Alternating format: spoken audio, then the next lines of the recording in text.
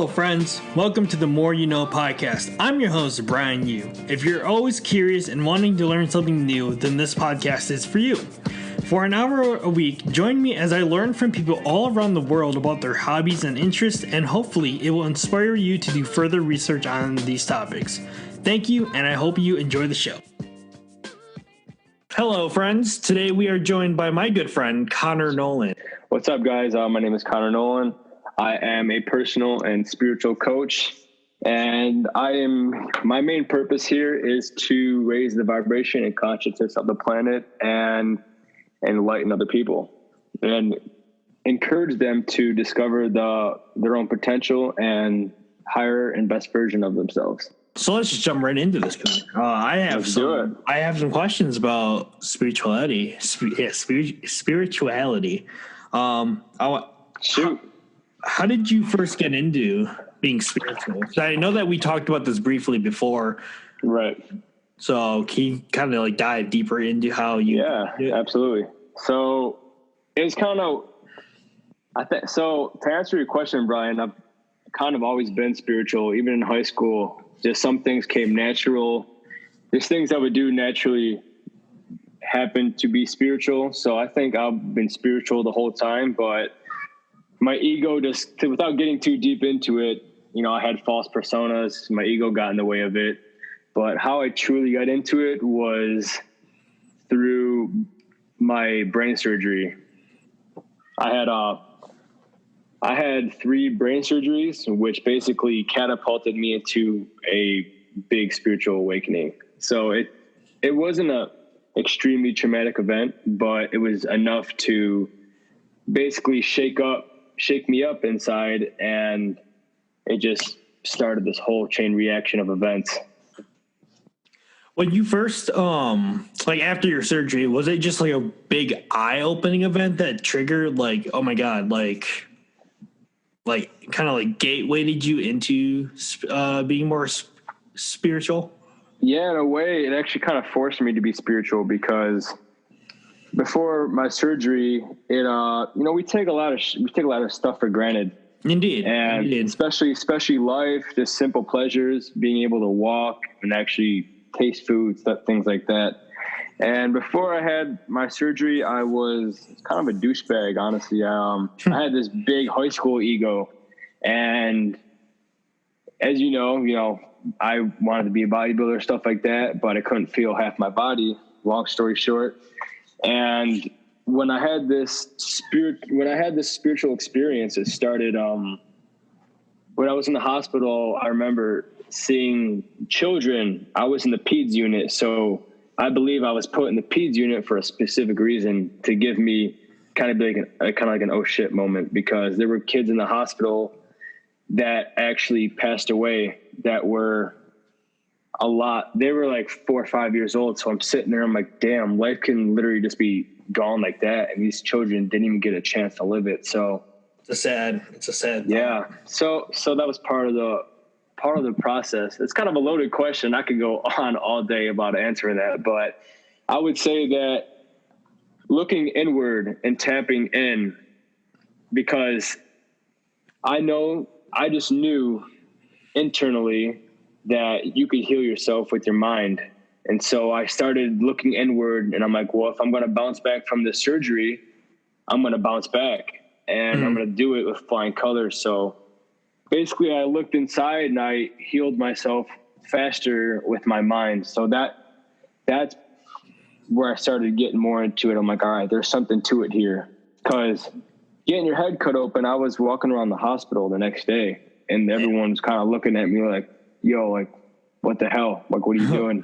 That's crazy. But I was fine. So I would say that when I started looking inward towards your own healing abilities, I would say that's when I started really getting into it, because I've always been into it, but that's when I really started to feel some of the effects. Mm-hmm. Walk me through when you said healing with your mind.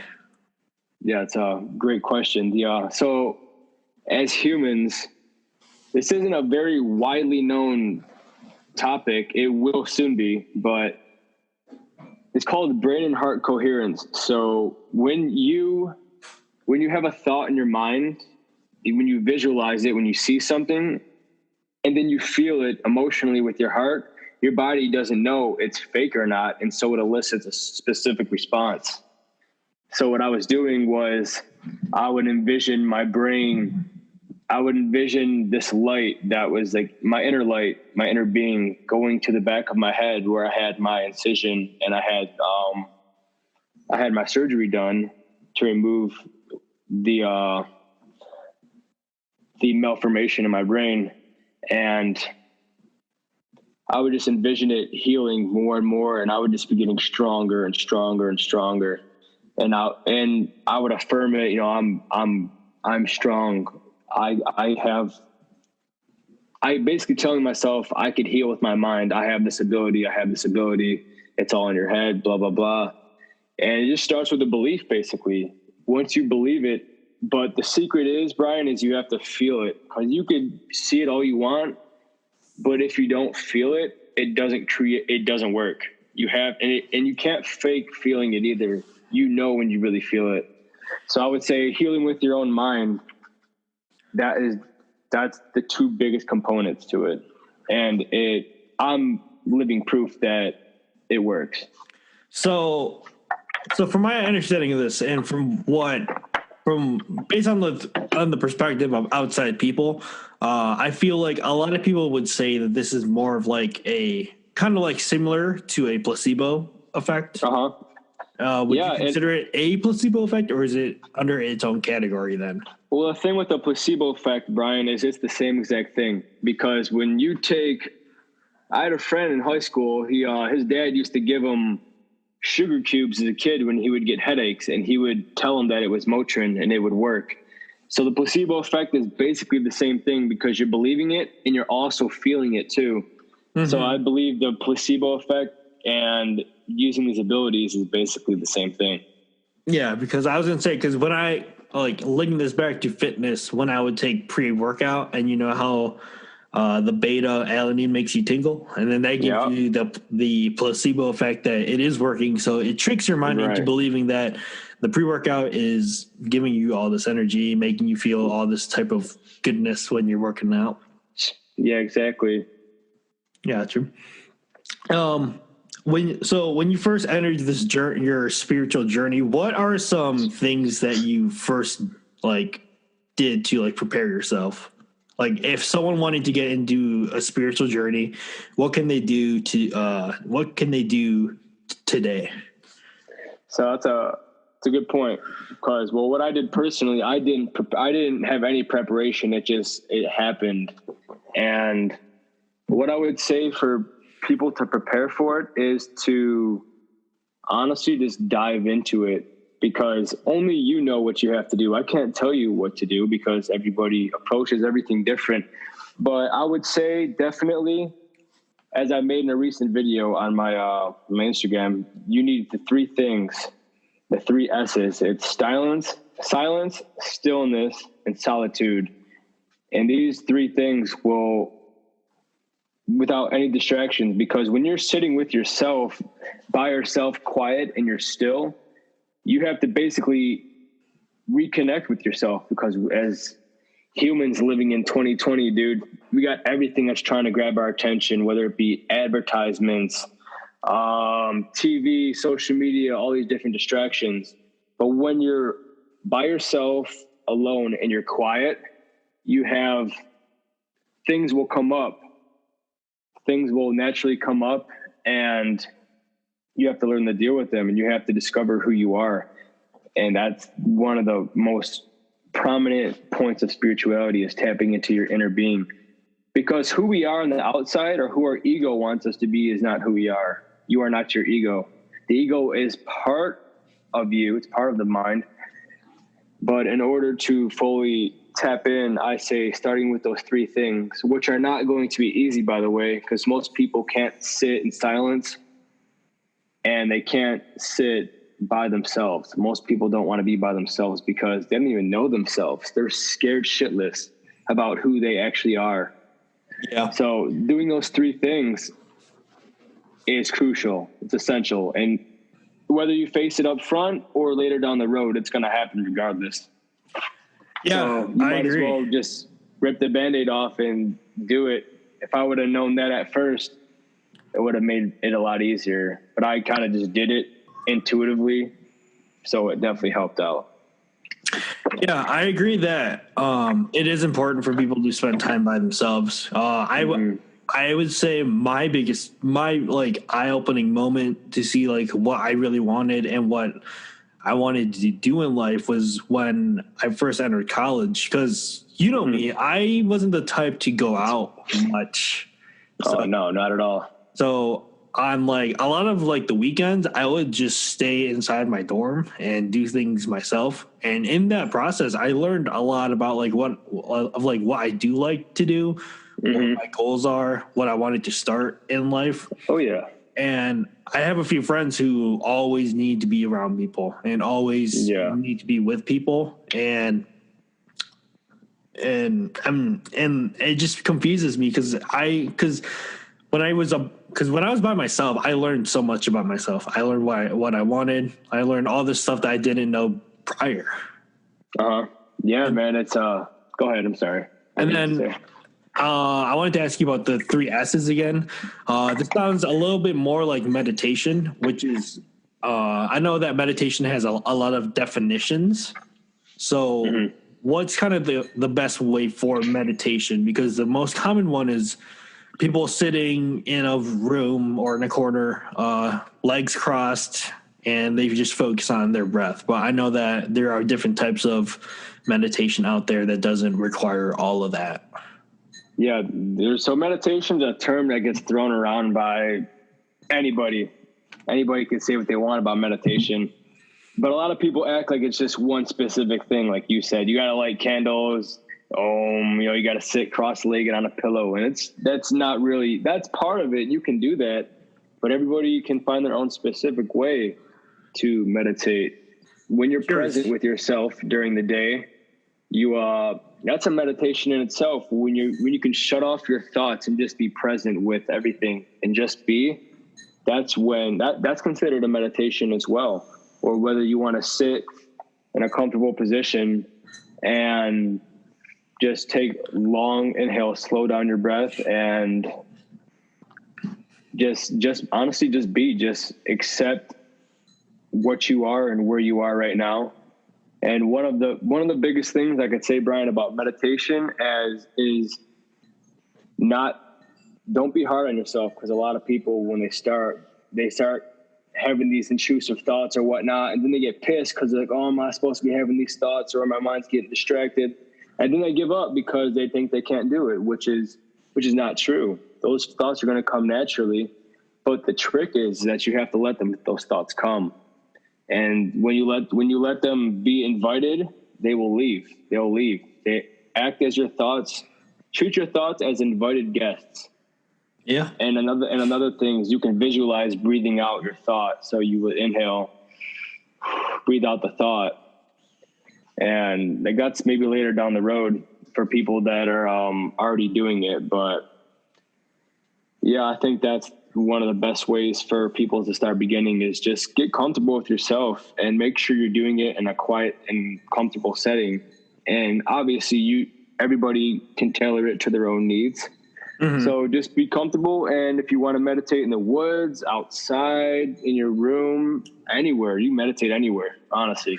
So does it have to completely be silence? Because I know, I've been noticing that whenever I drive to work or if I go on long drives, I like to just throw on the radio or just throw on some music. And and like driving with music on and just driving straight or driving somewhere that you just know is just very relaxing to me. And like, that's where random thoughts get into my head too.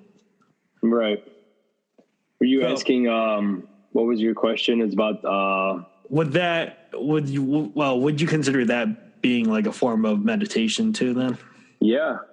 Honestly, you meditate anywhere. You meditate at a concert if you want to. But that just it tests how strong your mind is, though, because if you could shut out the noise, you're that much more mentally tough, and you can drown out that sound. And once you do that, it's a skill, and it's pretty cool because you're more comfortable with yourself. Like I used to go to Starbucks just to get myself more comfortable with doing it. Starbucks is really like a peaceful place. I do like Starbucks. I would do it because people would give me these looks like, what the hell is this guy doing? But I did it to get comfortable and tapped into my true being.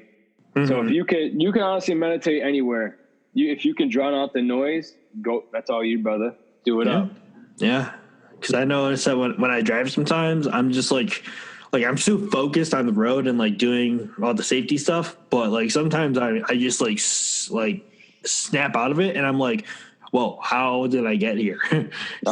It's just crazy. Like sometimes I think that I'm like dreaming or something, but it feels really good to do this.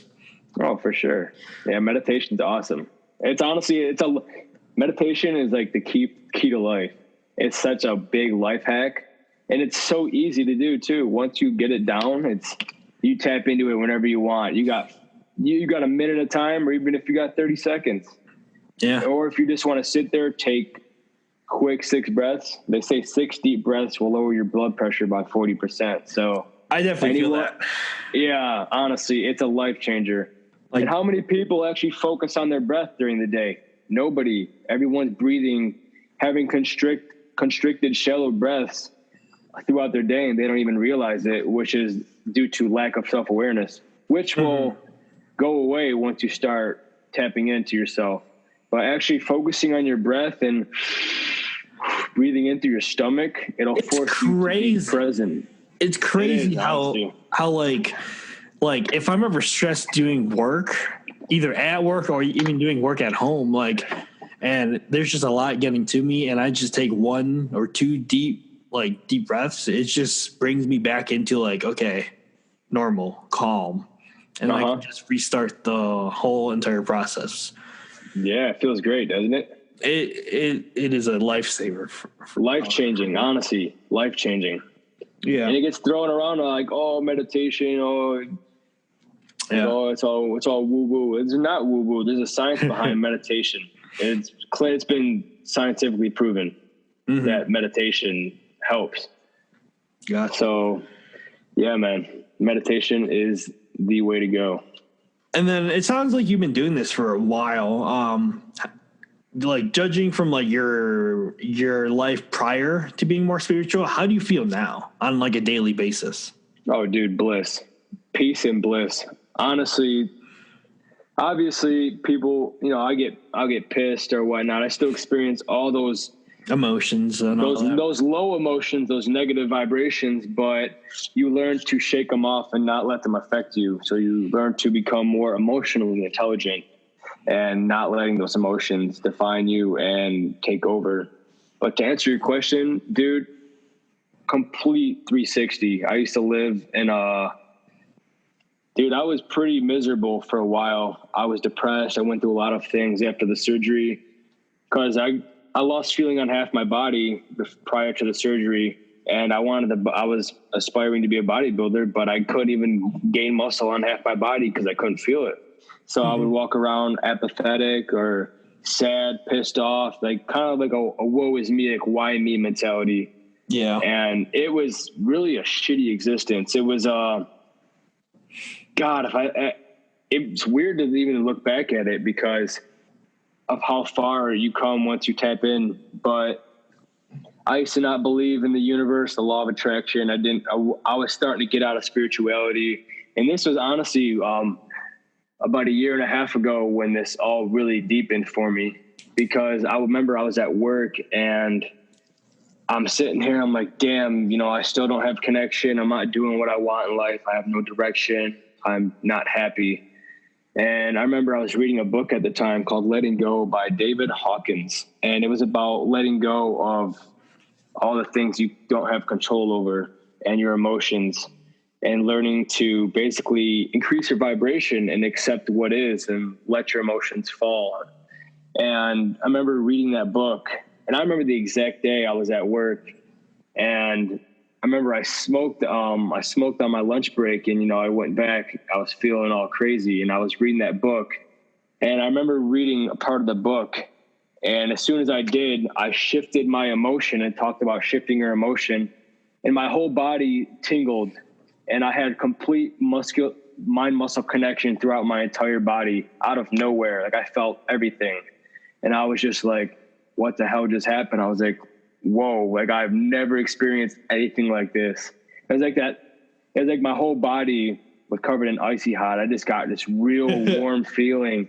Dude, it was wild on top of, being high at work.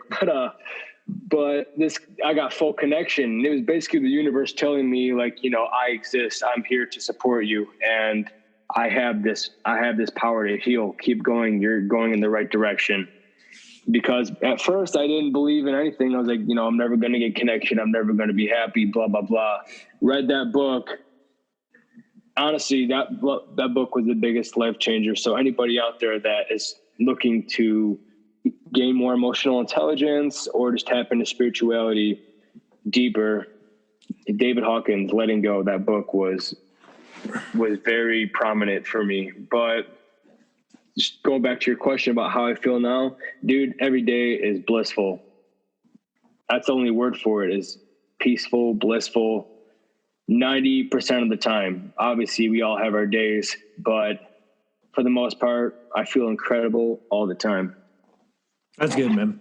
That's good. One thing that you said that really caught my attention is in that book of Letting Go. Basically, you just have to accept life for what it is, I believe, is what you said. Absolutely. Yeah. And you mentioned the topic of, or the concept of stoicism. Is that Stoicism? Yeah. Is that like the book that kind of got you into that? So that was a book I read when I was, I used to do insurance sales, as you know. I was working for a company, and I was really in this personal development. I read this book by Robert Greene called The 50th Law. And at the end of the book, it talked about stoicism. I thought it was like stoicism. I was like, what the hell is that? That's how I remember reading. That's what I thought too. Yeah. And I was reading the last chapter, and it hit me at such a deep level because it talked about accepting your fate, accepting death. And I'm like, damn, I haven't done that yet. Most people live in fear because they know they can die in any moment, and they're in these low vibrations.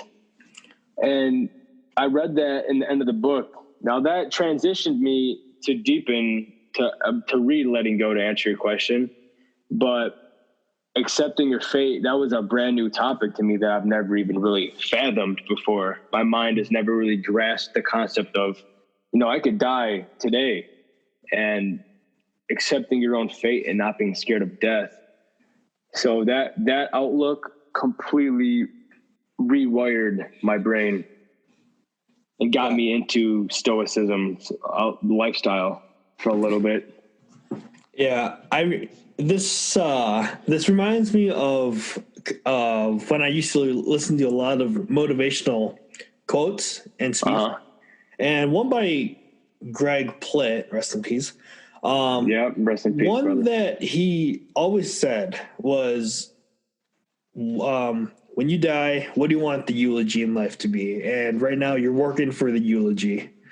And that kind of like stuck with me, because it's like, if you die, like, what do you want to be known for? Like when you leave.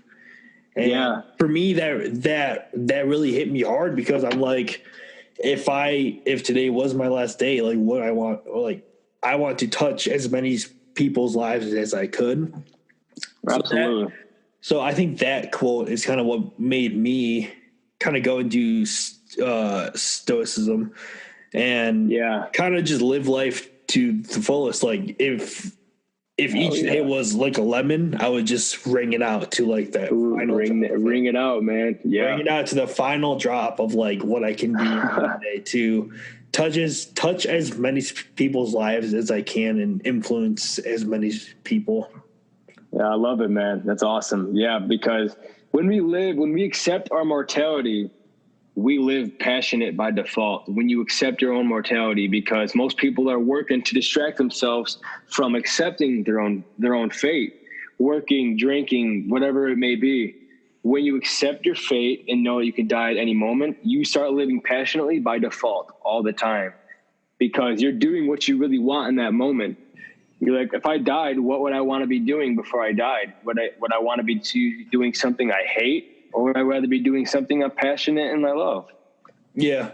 And I think that's a big paradigm shift for a lot of people once they accept that. And that's when you really get the fruits out of life. You're just at the bottom of the tree right now, scratching the bark. Until you accept that, you can't get to the fruit yet. That's when you really start living. Yeah. It is indeed a very scary thought. But because, like, you just look at people today, like, anything can happen, and our bodies are unpredictable with like what they do. Yeah, absolutely. So health is always like number one priority. Health is wealth. Health is indeed wealth, because take care of your body, you can live longer, get more wealth.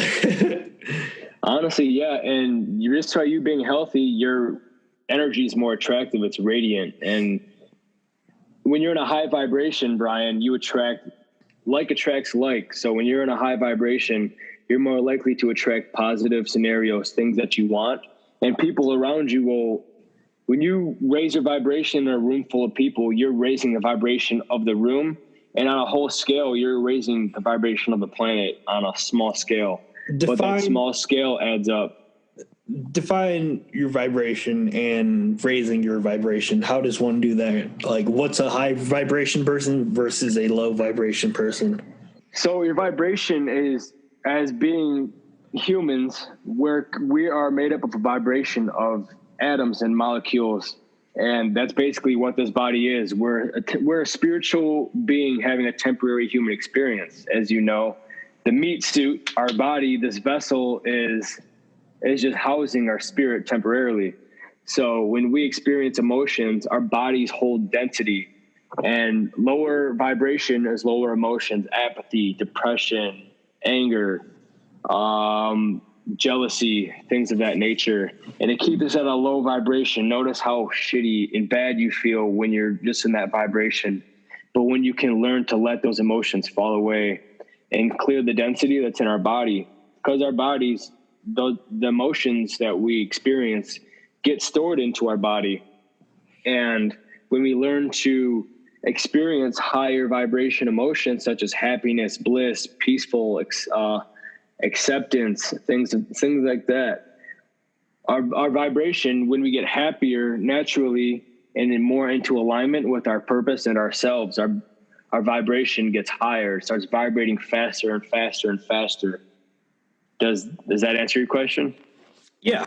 Yeah, vibration is extremely important. That's honestly one of the secrets to living in this multidimensional, infinite universe. When we learned about vibration, when we embody specific vibrations, we can attract what we want to us. Is just like me, I'm attracting more wealth right now. I'm the epitome of wealth. I am embodying the vibration of wealth, because wealth is a frequency. It's not you attract it with your frequency. You are wealth. So if you want to embody something, embody the vibration. But you want to be in a high vibration, because at a low vibration, if you maintain that vibration, like attracts like, you will keep experiencing the same scenarios over and over. If you're complaining, oh, why me? And you just bitch and complain all the time, you doing that is affirming that vibration. And you're just going to keep attracting negative vibrational events in your life, more problems. But if you're at a high vibration, it's the exact opposite. Mm-hmm. And it's honestly, once you do, life is better than ever. It's incredible. Yeah. I've been having kind of a few thoughts in the past couple of weeks of like sometimes I get into the trap of like comparing lives, and I'm like, dude, how did this person get this life? Like, I knew them back in the day and they didn't really do much. They just did the bare minimum, and now they're here, and then I'm busting my ass here and I'm only here. And for me, I think those thoughts, and then it's kind of like the notion of like, okay, you feel I feel this emotion, I felt it, and now I can discard it and focus on it. Absolutely. Well, what you just said is the most important part. You have to allow yourself to feel it first. Like you were feeling maybe a little jealous, probably, maybe. And when you feel that emotion, you can't like just shove it down because you're going to feel it eventually. Allow yourself to feel it. They say your body is like the big blue sky, right? And an emotion is a cloud. Let that cloud, it's just passing through. That emotion is just passing through. I like that. Now, yeah, exactly. It's a great analogy. It's helped me tremendously. But when you allow yourself to feel that feeling of jealousy, your body can experience it, and then you can just let it go. All right, cool. I experienced it. Now what? Let it go. Because you being jealous of someone isn't serving you. It's not, you can't help other people giving off that vibration. It's a negative vibration. So as long as you allow yourself to feel that, emotions heal us from the inside out. So when we experience emotions, when you allow yourself to cry or purge out whatever, because like I said, the body is dense, or it holds density. And when you experience emotion, whatever it may be, you're literally healing yourself from the inside out. So giving yourself the permission to have that emotional flow is crucial. Yeah. Which I kind of feel like is a problem for guys, I feel like, because a lot of them want to be tough and they want to hold their emotions back. Oh, dude, you have no idea how. But I'm really glad you brought that up, actually. But honestly, like, even if I watch like movies and with my girlfriend and we watch like sad movies or like cheesy movies, like there are scenes that get me really emotional and I actually start to cry.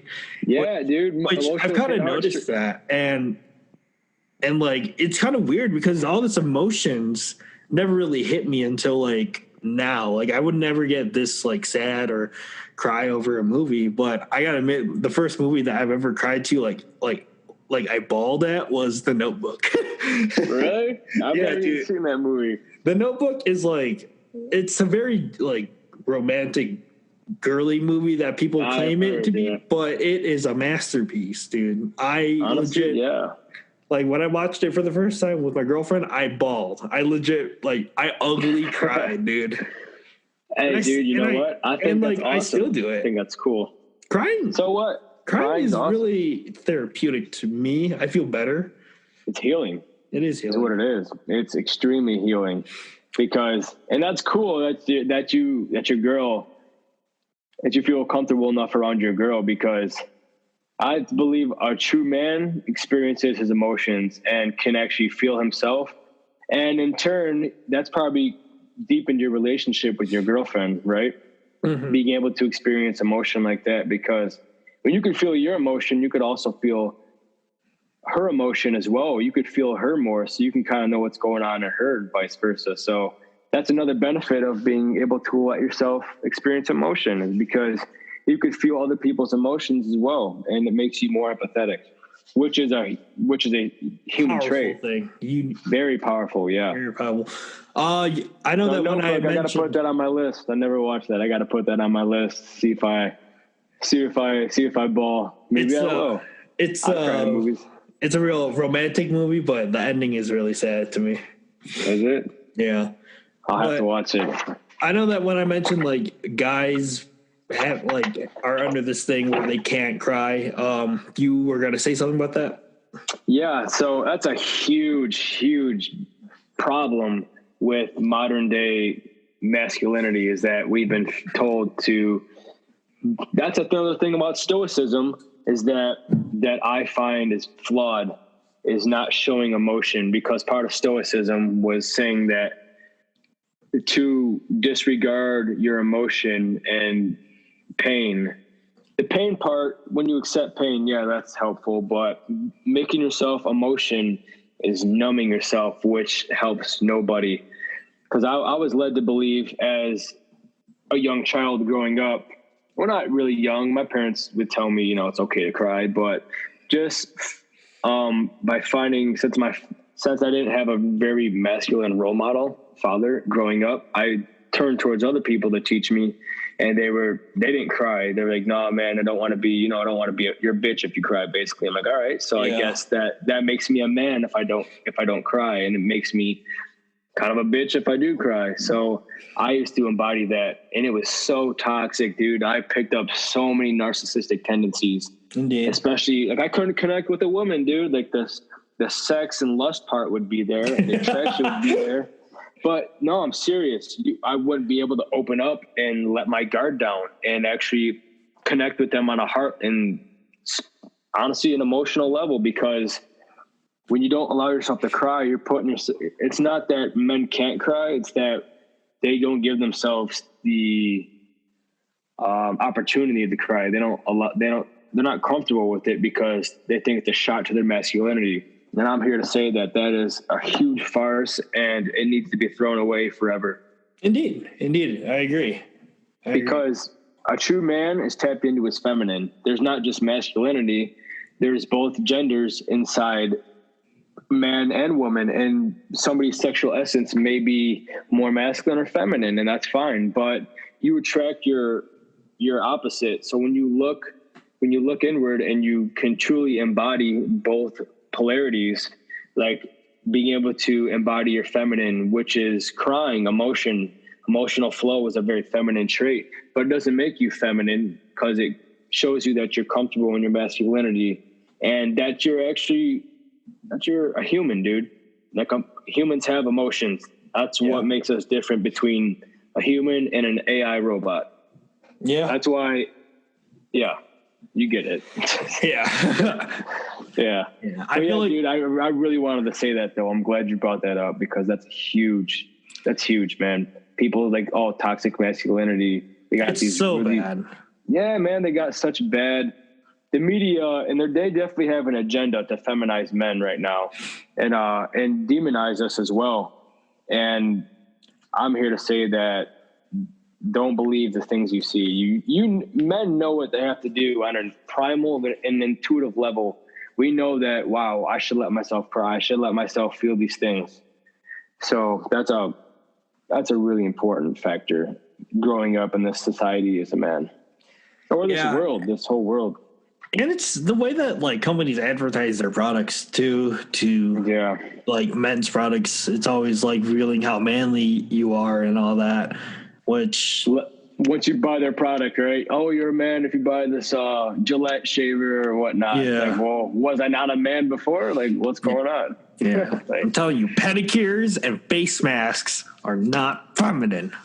Hey, women like guys with nice nails, dude. I'm telling you, they pay attention to that shit, and it goes a long way if you take care of your nails. I'm not even kidding. I like getting whatever the ones for your feet are. They are genuinely, yes, those are very relaxing, and it's a very good time because a lot of those places, they have massage chairs. And I've never been. It is amazing.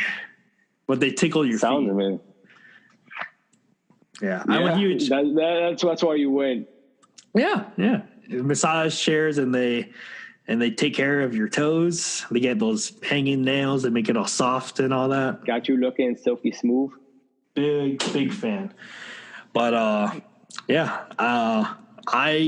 love doing, like, taking care of yourself, moisturizing, self-love, face masks. It's literally self-love. You feel good. Honestly, that's what it is at its crux, Brian.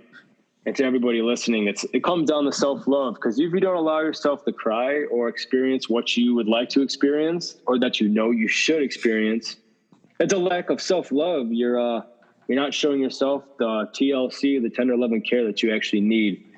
And so with allowing yourself to experience these things, it's basically screaming, screw everyone else. And it's okay to be selfish. Being selfish is good. Being greedy is not so good. There's a difference. And people think that, if I show myself this attention, that I'm being narcissistic or I'm being greedy. And I'm here to say that's a big flaw in thinking. Because when you allow yourself to go get your nails done, as weird as that sounds to the dude, or go get whatever you want done, it's self-love. And maybe you are a man with a more feminine essence, and that's completely okay.